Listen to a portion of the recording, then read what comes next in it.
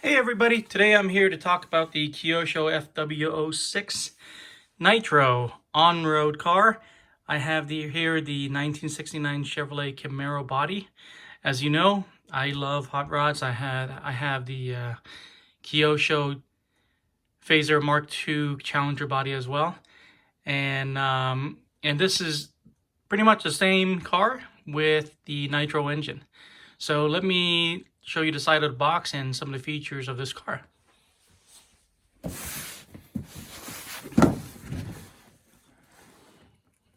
you can see out of the box, it does have a 2-speed transmission, full ball bearings, independent arms front and back. It has a new design gas tank and also dust-proof radio box. It uses tie rods for steering rods and oil-filled shocks and universal front swing shafts. And like I said, this is pretty much the same as the battery version of the Kyosho Phaser Mark II. This is the Nitro version. So, and it's a ready set, so it's already pre-built. All you need to provide are 8 AA batteries, fuel, a fuel bottle, and obviously the glow igniter, and some tools for tuning and things like that. So let's get the box open.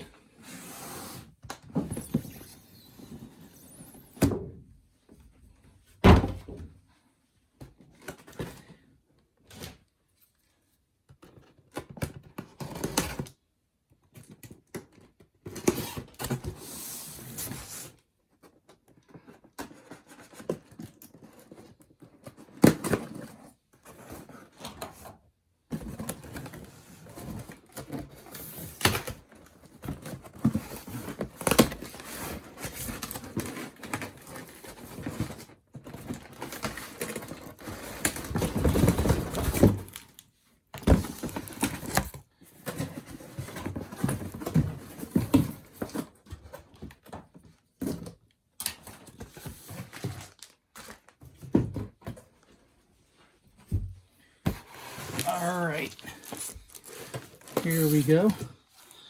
I think there are some ties underneath the car, so I'm not going to be able to take it off the cardboard right away. So the car and box. I'm sure the receiver, the transmitter's in here. Let's take a look.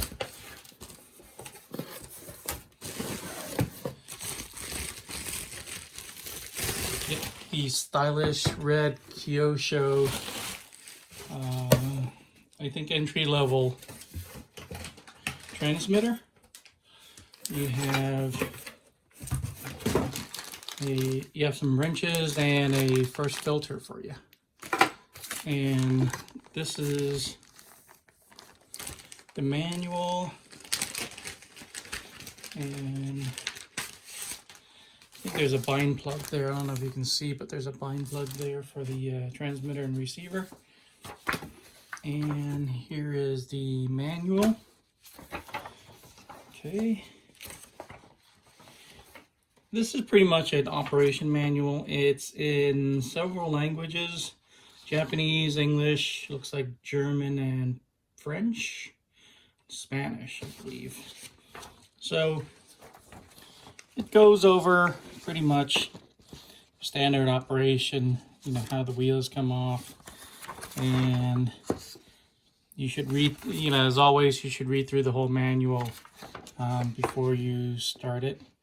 And I will do that. Put that aside.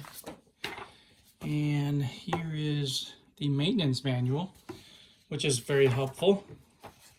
Actually talks about, this is actually pretty much, they show you the illustrations of how to repair it if something were to break. If this was a kit, this would pretty much be the assembly manual. So that's terrific to have this, to have all the steps to put it back together. And this looks like a little addendum to the specific to the body. So let's take a closer look. This is the transmitter. So you have the throttle trim, steering trim, throttle EPA, steering dual rate, pretty much standard. More used to the digital, but this is dial. I'm sure they work just fine. Power LED, a low, if this would flash if your battery is low, normal reverse throttle, normal reverse steering, and here's the on-off switch. Ergonomics are great. There's a foam on the wheel and feels like it's pretty responsive. I'm sure this is pretty similar to the Phaser. And I believe this is a channel 3. If you have lights or whatever else you have going on. If you want to install aftermarket parts on the car. So here's the car itself. Let's take a closer look. Let me take the pins off.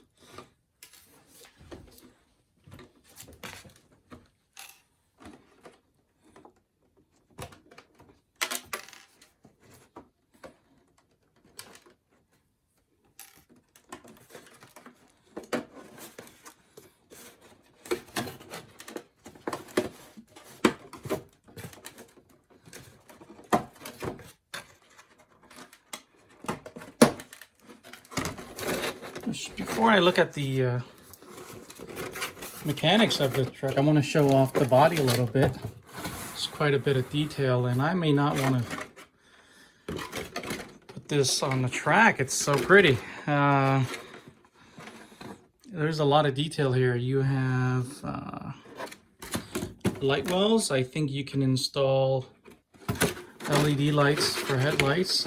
These windshield wipers are plastic. You got mirrors. Door handle is a decal, but these are articulated mirrors. The front and rear bumper are plastic. The body itself is Lexan, but it's beautifully painted. It's probably skinned. I don't think it's painted. Tinted windows. You have the faux fog lights in the front, and the plastic bumper in the front as well. This is the Z28. Overall, this is just a beautifully painted body. Hole for the exhaust. So let's go over the car itself.